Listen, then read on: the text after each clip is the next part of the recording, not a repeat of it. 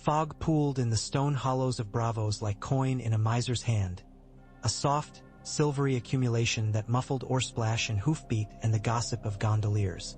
Lanterns swung on iron hooks before the counting houses along the canal, rippling yellow light over black water.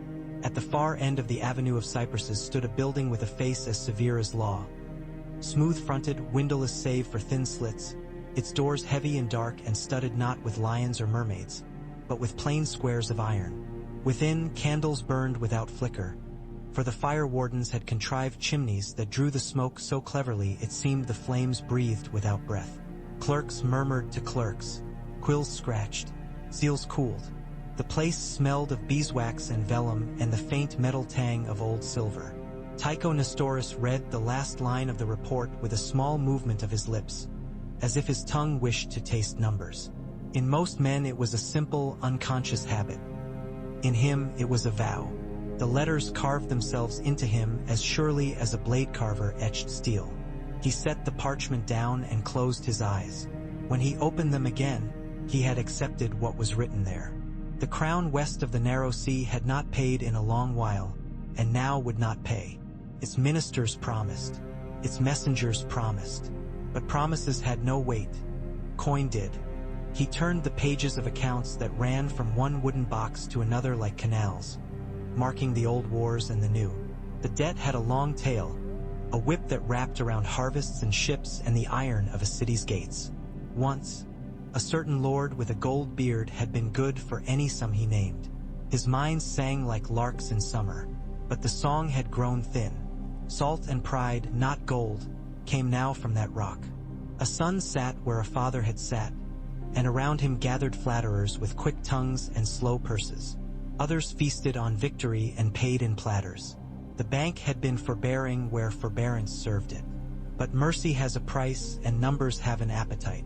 The Iron Bank will have its due, said the senior-most voice in the room, though no one had asked anything aloud, and the voice spoke in a tone as dull as the iron studs in the doors.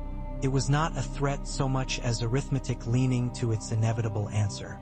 The circle of directors sat in shadow. Tycho was not to raise his eyes. He did not. He watched instead the scorching ring the candle stood in on his right and thought of ships, and winter and wolves.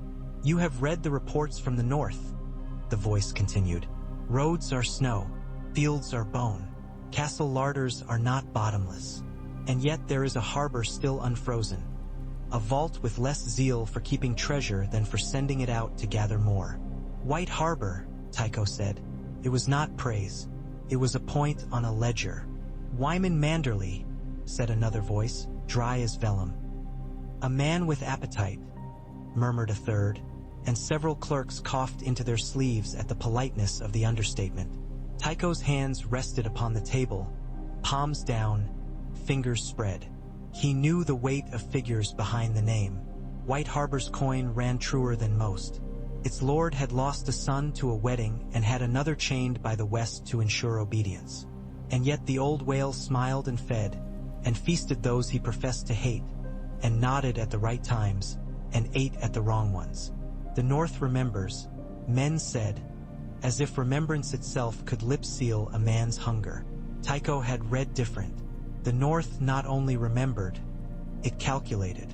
Stannis Baratheon, someone observed, not without acidity, has been fed already. The word fed had a taste, a winter word. The Iron Bank had set bowl and spoon before that stern man's hunger and found his appetite honest but his table fireless. Stannis wanted, to be sure, but wanting paid no interest. Our accounts with him are not closed, Tycho reminded the room. He could not keep an edge from his voice. We do not throw good coin after folly. We balance. We spread risk. He tasted the other risk that waited like a cold bed. The queen in the capital wore clenched fingers and a crown that fit better when her father arranged it. And the realm around her was not a realm so much as a banquet where the meat was parcels of land, and the knives were oaths. There was a pause. A reed pen's scratch was loud in the stillness. We will not back false flames with oil when there is a hearth banked and ready north of the neck, the senior voice said. Bread is better coin than victory. Trade is a more faithful lord than any lion or stag. Tycho inclined his head. I will go to White Harbor, he said. You will go and you will listen, the voice replied. We do not make rulers, we find those who will pay. Tycho bowed then, as low as a clerk bows whose back has never known bending except to write. Female clerks in satins and men in plain wool watched him with a professional disinterest sharpened by fear, for no one who served the Iron Bank was unafraid of it. He took the packet they gave him, bound in seals red and brown and black. He signed for it 7 strokes of his name that had always seemed to him to resemble a ship's wake. Then he turned on his heel and stepped out of the cool room, out into the warmer corridor where hangings muffled the thunder of the Titan's heart. Braavo's was gray as a coin worn hollow when he emerged from the counting house. He stood for a moment, letting the damp enter him, fog beating on lashes and brows. Bargemen shouted. Ducks flashed in the slow water with the precision of thrown knives. A girl selling mussels had 2 teeth too few and a laugh too large. Tycho bought a bowl of mussels and ate them standing while his boatman looked away and pretended he did not see the senior representative of the Iron Bank eating from a poor girl's bowl. The mussels were small and briny. He paid twice their worth and was pleased at how surprised the girl W.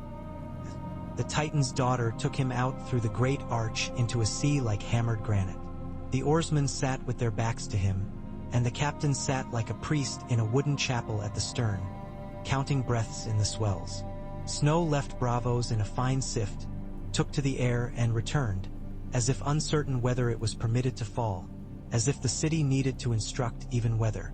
Tycho slept little on ships, and less in winter. He read by candle in his cabin with a wedge-shaped desk that braced his papers against the slop of the walls, and he thought of wolves and wheat and the calculus of hope. If coin had a weather, it would be winter. Men thought coin was summer, laughter and wine and soft skins in bed, but in truth coin liked hard ground. It liked clear air and distances. It liked things that did not lie. A frozen river is both a road and a trap. Alone is both a gift and a grip. Tycho reached the end of the last parchment at dawn and blew out the stub of candle, and the smoke made a question mark in the air that lingered long after the wick stopped bleeding. White Harbor smelled of salt and bread and fish and the smoke of winter kitchens.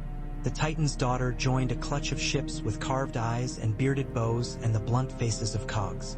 A boy leapt from the quay to catch the rope and slipped and caught it anyway, and the dockmaster cuffed him precisely 3 times for slipping and once for catching, for a man must be punished for both failure and success if you intend him to respect the counting of strokes. Tycho watched and took its measure. The new castle stood above the harbor like a great belly strapped in marble, with cupolas under which men could be warm with the sea at their feet. Mermen were carved upon the gates. Not the pretty creatures of sailors' lies, but thick-armed monsters with the torsos of heavy men and faces sly with old hunger. A trident in one hand and in the other a fish that no longer wriggled. Tycho was announced to a steward whose beard was forked and curled and oiled, and to another steward whose belly was smaller than the first but whose eyes were sharper, and then to a hall where the tapestries were of ships and whales and the Winterfell gods wood, green threaded with white where the weirwood face peered from leaves. Lord Wyman Manderley waited on a dais in a chair that seemed to bow under him. His cheeks were the color of raw clams and his fingers thick as sausages, though one had a ring that would have cut a man's lip if he kissed it incautiously. Yet his eyes were keen under the swell of flesh, and there was a look to him that said the belly was a fortress and not a weakness, a machine for entertaining and deceiving. He gave Tycho a look that was both welcome and burden and held his hand out and did not rise. Tycho bowed the precise bow of a man greeting a sovereign who was not his sovereign. "Braavo sends winter money?" Wyman said, the slightest tremor in his voice, as if laughter lived there and had to be forced down. "Braavo sends terms," Tycho replied, "and ships that will carry food and iron and men, if men wish to be carried." He let the last word settle. The old lord tilted his head. "We have men. We lack what men eat and what keeps their skin from freezing to their armor."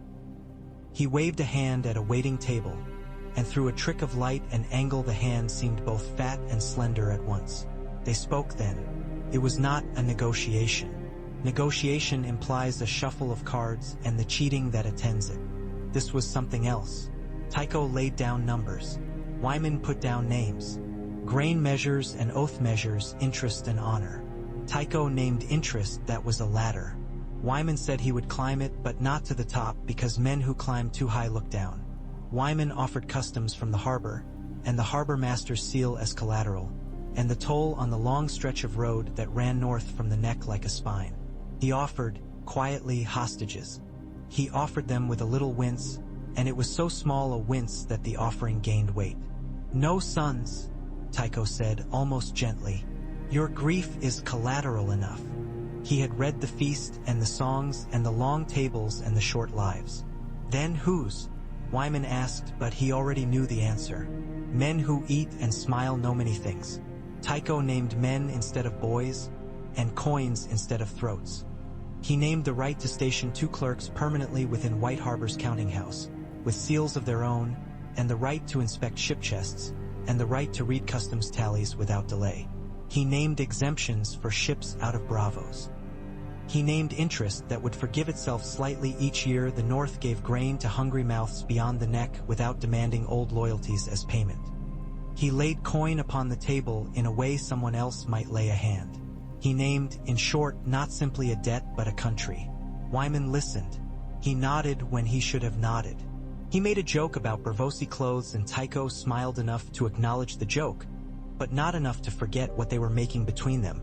The steward poured wine not from arbor casks but from Manderley cellars, a white with a bite like a starfish, and Tycho drank it while looking at the sigils around him.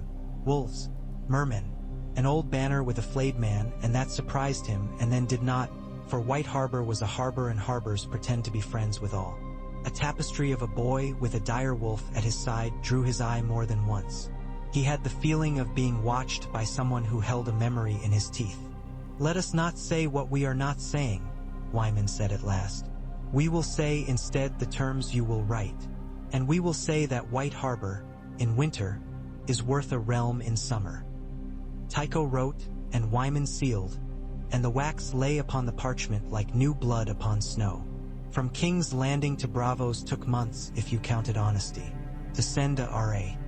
Then to an island men said did not exist except for those who owed money took days. The capital learned in a morning that the Iron Bank would extend no further credit to the crown. The letter was polite. It used her grace 4 times. It used debt 18. It made no threats. Threats are for those with inadequate leverage.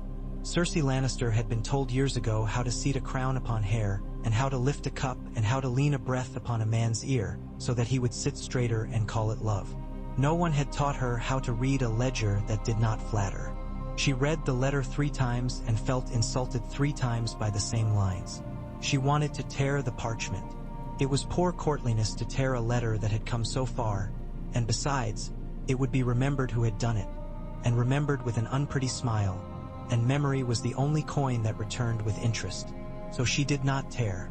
She called for Lord Mace Tyrell, and Lord Mace was hunting his reflection in the polished brass of his vambrace, and made a joke about Bravosi men and their narrow faces, and Cersei smiled as a woman smiles who wants to cut a man's tongue from his mouth. "We will seize their ships," she said, after she had sent Mace away with a pat that meant contempt. "We will arrest their agents, and we will take from them that which they wish to take from us." "You will start a war with a city of merchants," said the quiet voice of Qyburn from behind her shoulder. "Wars of that kind do not end with banners. They end with bread." "Then we will bake more bread," she answered, and for a moment she believed it. But you cannot bake bread without flour, and flour came in bulk on ships, and ships came on coin, and coin had turned its face away. Tycho went not only to White Harbor, he went to the wall. The Titan's daughter could sail no further than the stream just below the cliffs where the cold wind cut the nose from a man's face if it was foolish enough to argue. And so Tycho rode, and he had not ridden that far upon snow in his life. He learned the precise weight a knee gains when a man rides in furs for a week. He learned how the north silence can become a sound. The trees there do not speak as southern trees speak. They simply are, and their being is louder than words. The wall appeared as a boundary between 2 kinds of sky. It was not a wall so much as a decision. The men upon it looked like men anywhere, with faces the world had scraped. The hall of the Lord Commander was warmer than the air outside, and not much more than that. and the man who greeted him had a severity that was not Stannis's severity. It was quieter and, in a strange way, more dangerous. Stannis had wanted men to obey because he was right. This man wanted to be right because men would die if he was wrong. "You are hungry," Tycho said, after the usual greetings and the exchange of names and the acknowledgement of duties. He did not mean hungry for meat. Lord Commander Jon Snow. He wore no crown and acted as if no crown had ever existed. Did not deny it. "We have mouths," he said. "The free folk who came through the wall have twice as many. I have open stores and open gates both, and I receive in return gratitude and knives. I am not fool enough to claim I did not foresee either." He looked past Tycho then, at the corner where someone had once bled. It was a look that weighed ghosts. Tycho sat with him an hour. He offered terms for grain. He offered barrels of salt fish and salt itself. He offered loans to pay men who must be paid if they were to keep their hands from thieves' work. He did not offer money for war, because he did not yet know which war he wished to feed. Jon listened, and finally he lifted his eyes and said, "We will repay, if there are men left to repay." He spoke of enemies on both sides of the ice. "The bank invests in continuance," Tycho replied. "Then invest in the wall," Jon said simply, and it was not the request of a man accustomed to making requests. Tycho found, after that he had less patience with the arguments of lords and ladies, for he had heard the cold say what coin says when it's honest. He sent word to Bravos to release funds for Castle Black's relief, to be repaid in the form of timber rights in the new gift and a percentage of taxation on merchants who used the Eastwatch harbor. He sent 3 ships laden with barley and oats and dried beans and salt. He wrote a letter to the young men beyond the trees, telling them the bank would pay for the building of small halls and storehouses if they would swear not by gods, whom the bank did not acknowledge, but by their own names, which the bank did, to bring their families inside the wall and to trade instead of raid. He received, 2 months later, a bag full of carved pieces of driftwood in reply, each incised with a name in a hand that had never known a quill. He kept the bag on his bedstand for the rest of that winter. White Harbor woke to the news that Bravos had taken their part with excitement that moved like eels under a net. Sails showed on the horizon, gray shapes in gray weather, banking in like gulls and raising shouts along the quay. New coin went through old hands. The smell of hot bread rose with the fog, and a woman whose son had been staring at a copper penny like a lover's face for 3 months finally bought him 2 apples and set them in his small palms as if they would vanish at a wrong breath. With coin comes hazard, as with wind a storm. Men who are paid remember old promises. Men who are fed recall old insults. White Harbor's streets whispered of Bolton's, of Frey's, of a wedding where laughter sounded like the cutting of meat. Wyman Manderley took his supper with men he had reason to hate and reason to pretend to love, and laughed with them and fed them and did not excuse himself during courses he might otherwise have excused himself for. Afterwards he ordered the plates washed. He watched the washwater BP, houred away with the air of a priest completing a rite. When he passed Tycho in a corridor later and bowed somewhat more deeply than courtesy required, Tycho thought the old lord had made a prayer with bone and oven. A ship came stumbling into port in a gale with a stag at its prow, and a gaunt man with salt burned into the seams of his face walked ashore under the name of no lord. He was Davos Seaworth, and he looked around White Harbor with the eyes of a soldier for whom walls were not the same thing as safety. He met Lord Wyman in a hall where the braziers threw up sparks with a sound like fat on a griddle, and the 2 men regarded each other over the heads of servants who kept their eyes very carefully on the platters they carried. Tycho had no seat at that table. The Iron Bank does not stare at a wounded animal while it eats. But he had suggested the invitation. Davos had been Stannis's man and would not love the bank. That was not required. What he had was a nose for right roads in storms. And there was a storm called Skagos where rumor said a boy with a wolf's name lived like a wildfire banked in ice. The North needed a Stark with a pulse and a wolf at his knees. The bank needed a North whose signatures had teeth. Wyman spoke with Davos for an hour, and then another, and then longer. Some hours turn like keys in locks. The last of their talk ended with Wyman tapping a curved slice of bone he wore at his throat as if to say, "Old oaths, old gods, Then he turned to Tycho when the smuggler had gone to piss in a courtyard and said, "We will fund him." He lowered his voice. "You will fund him. It matters to you more than to me, and so you will pay more of the price." "The price is in proportion to the payment," Tycho returned, feeling a kind of pleasure that had nothing to do with wine. "You and I," Wyman said, "are the same species in different waters," and he laughed softly.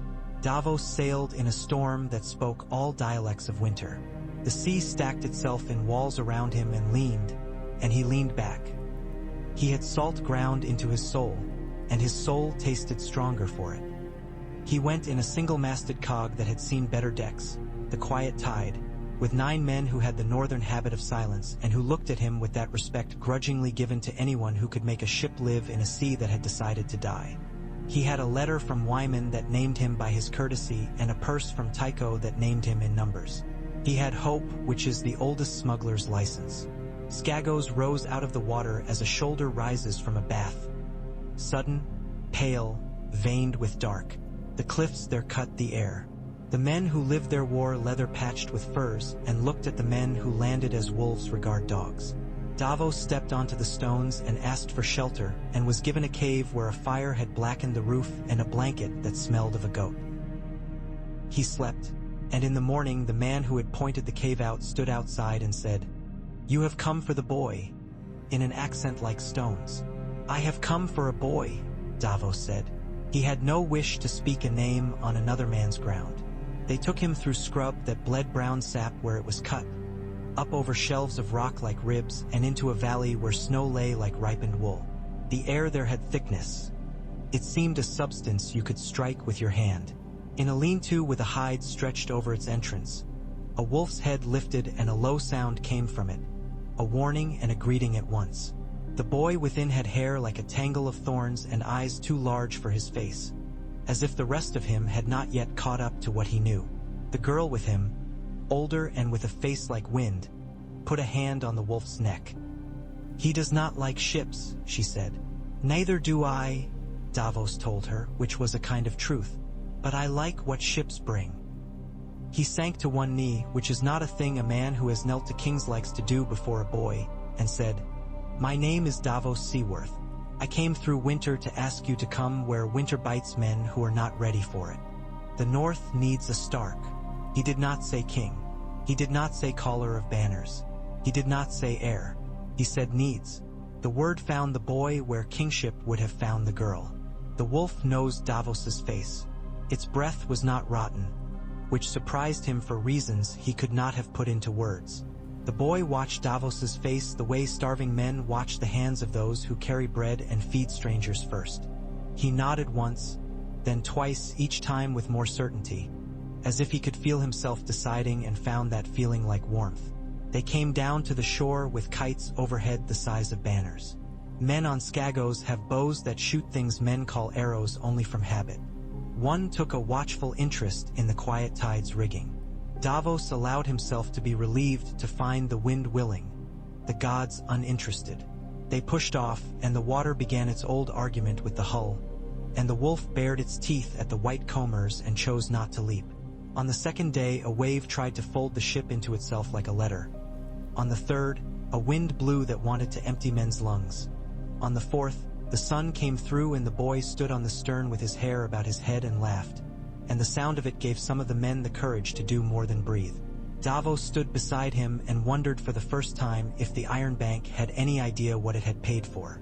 The boy's laughter sounded like promise in a tongue seldom spoken.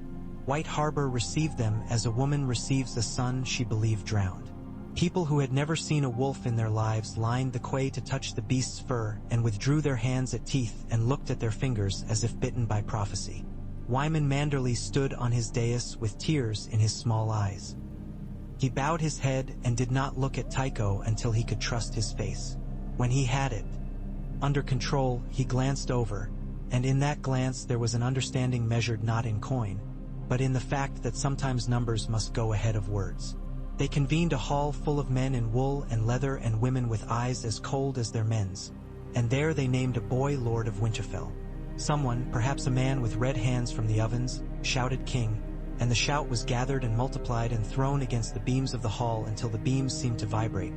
But Wyman held up one hand, for he had eaten more than he'd said and slept on less than he'd pretended, and the hall quieted. "Winterfell is a hearth we have let go cold," he said, his voice carrying as voices carry when men want to hear them.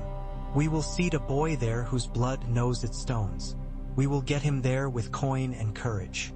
We will put around him names that know what they are worth, and we will borrow from those who know when to ask for what. We have friends across the narrow sea who do not ask for the North's love, only its punctuality." Tycho stood a little behind the chair and watched with a stillness he had learned in rooms where it was better not to move. He had, before the thing began, sent letters to hire men whose swords bent towards money. Some were Bravosi, some from other free cities, some without any city at all. They came in companies called things meant to impress peasants, maidens' men and ragged banners and the long lances, and their captains were named with the same efficiency: steel, shears, knife. Tycho paid them from a chest whose lock was a fable to the men who carried it. They did not know that Tycho feared not theft but half payment, receipts lost in snow.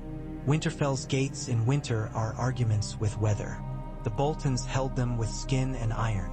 The phrase, soft with imagined impunity, played lordling upon ramparts built by better men. Wyman pretended to join them and brought pastry and songs. Food is a knife when used correctly. The Boltons were not fools. They were simply the wrong kind of clever. When the walls began to be embraced by men outside as much as constrained by men within, when fires within had more smoke than heat, when men began to think more of who would inherit plunder than of how to hold it, then the siege turned from siege to reckoning. The sellsword companies did what sellswords do with excellence that verged on art. They fought until the money was visible on the table, then they fought a little more, then looked up to see which way the coin had turned its face. At dusk on the 10th day of the close press, with the cold chewing men's noses and the sky going the fast black of northern twilight, a gate opened not wide but wide enough. Wolves go where men do not. The dire wolf leapt first, and a man who had never seen such a thing in life or in tale spilled his pike and fell under his own weapon and choked to death on his fear. Northern men followed the wolf through the kiss of the opened gate. The Fry commander, whose name it is not necessary to remember, fell in a puddle that turned an odd color in the moonlight and made shapes the next day. Bolton men who had been brave with other men's flayed skins at their backs found it difficult to be brave with cold and debt at their throats. Winterfell's yard filled not with battle cries but with the sound of breathing and the breaking of brittle things. When they pulled down the flayed man and raised the gray dire wolf over the gatehouse, it looked as if it had always been there and someone had simply cleaned the rust away. Rickon Stark walked across the yard and put his hand on the ancient stone and did not smile. The wolf put its muzzle to the door and blew out breath that steamed, and Davos, who had bent his back before kings, bent it for a boy, and for the first time in his life did not feel diminished by the act. In King's Landing, the price of bread that week went from too dear to not there. Bakers sent rolls out of their ovens under cloth and out their back doors under arms. Mothers named their infants after things that could be eaten easily. The faith preached charity with the fervor of men whose stores were full.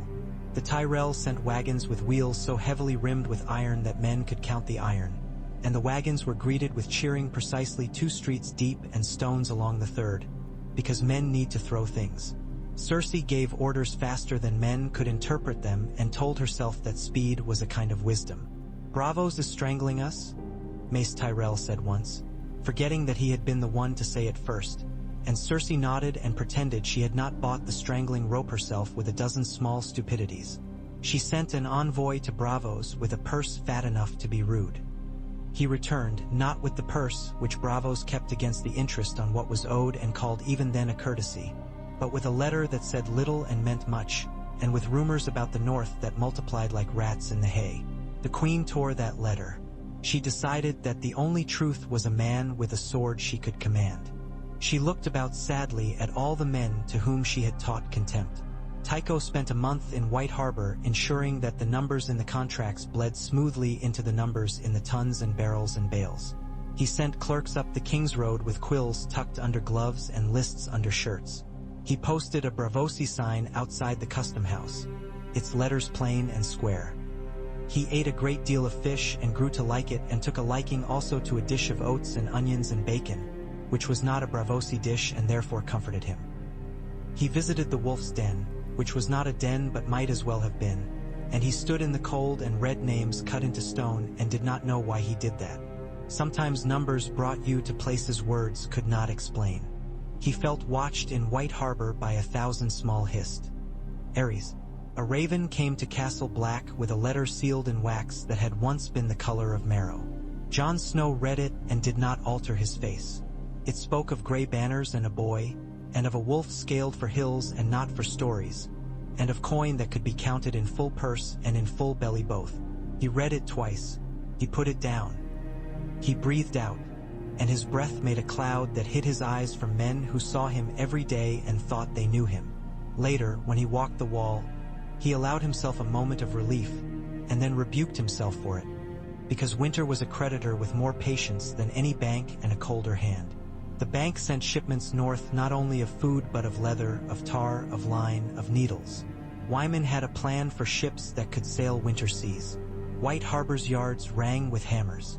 A boy whose father had died hunting rabbits took up a mallet and struck wood as if he were striking fate. Tycho watched and funded and recorded. One day a little girl stopped him and asked, with the frankness of hunger, if he was a king. He told her no, he was a clerk of the kind who wrote to kings and removed them.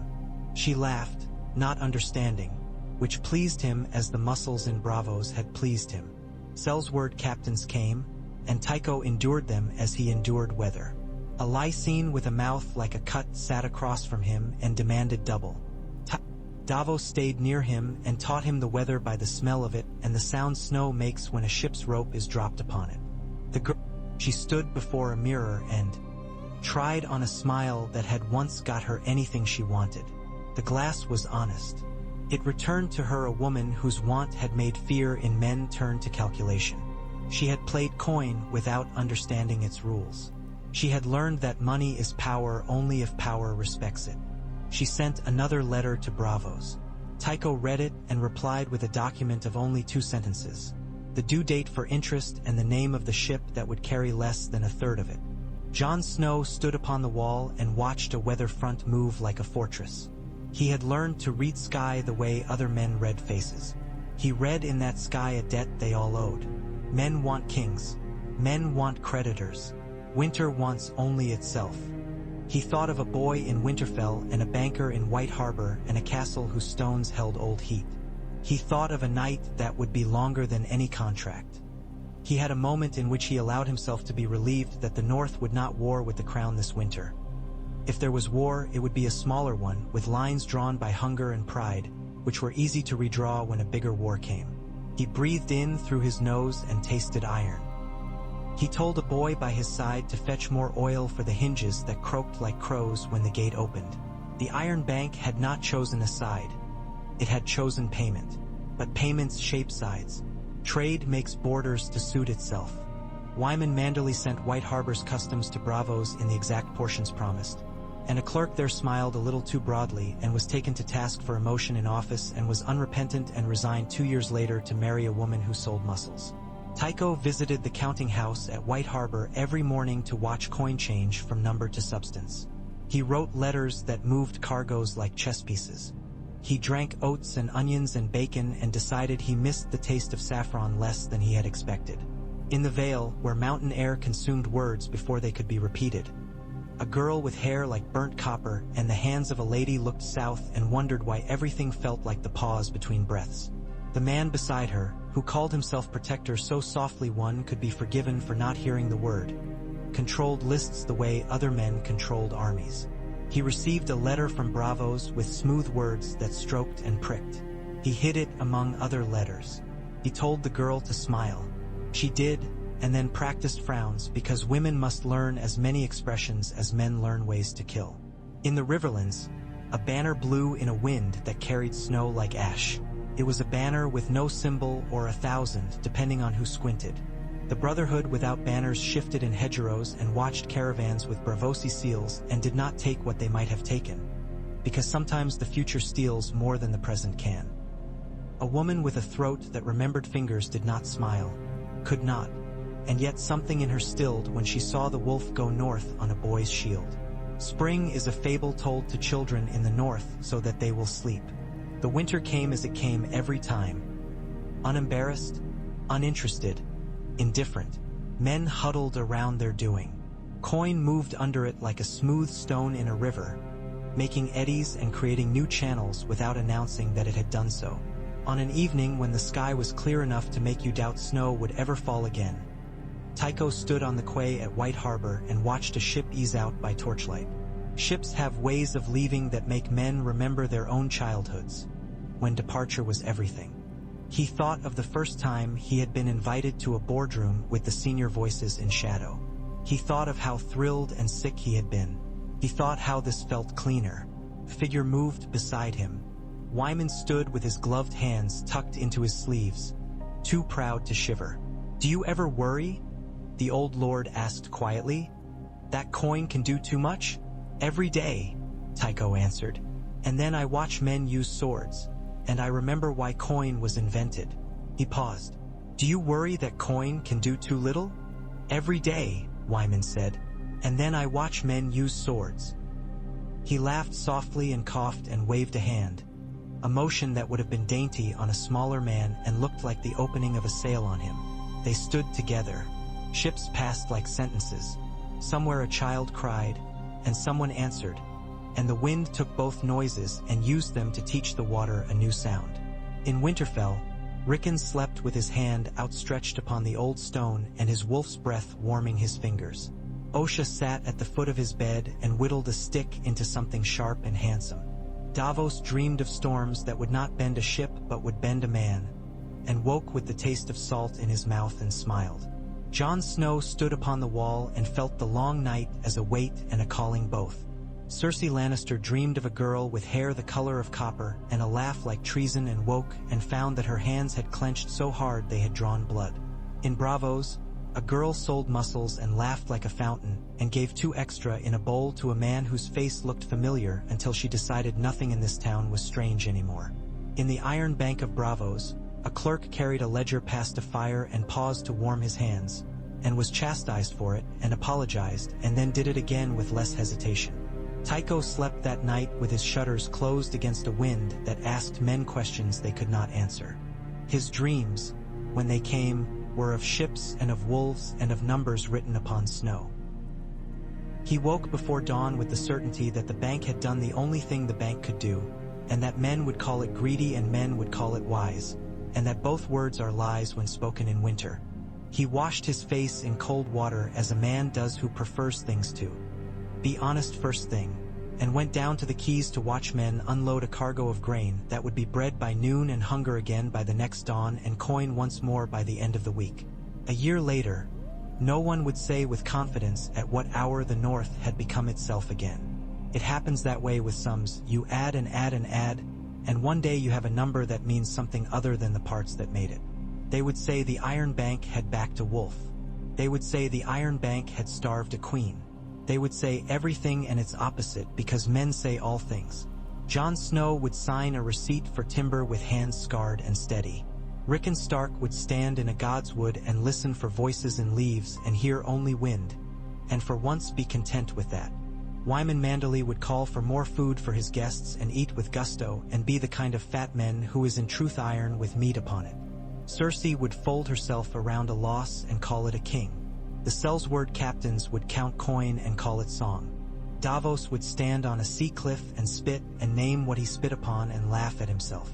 Osha would walk the quiet roofs of Winterfell and count stars and distrust everyone and sleep anyway. And Tycho Nestoris, clerk of the Iron Bank, would sit by a fire and read the letter from Bravos that commended him for services performed with discretion and reserve, and promoted him by a degree that meant he would be allowed to sign a certain color of wax. He would fold that letter and set it in a chest that had once carried something dearer, and he would pour himself a small measure of spirit from a bottle Wyman insisted was a kind of wine and had to be drunk as if it were a dare. He would raise it to his lips and find that he had learned to like it, and he would smile not with triumph, which belongs to soldiers and fools, but with the satisfaction of a workman who has fitted an unseen joint properly and knows the house will not fall when men lean on it. He would sleep, and with him would sleep numbers that dreamed of roads. And in the morning there would be the same cold that always came. But the road would be farther along than it had been the night before, and the wolf would be where it belonged, and a city of iron and fog would stir and ring its morning chimes, and the iron bank would open its doors to men with hats damp with mist, and business would continue as business does when it has learned to wear winter like a coat.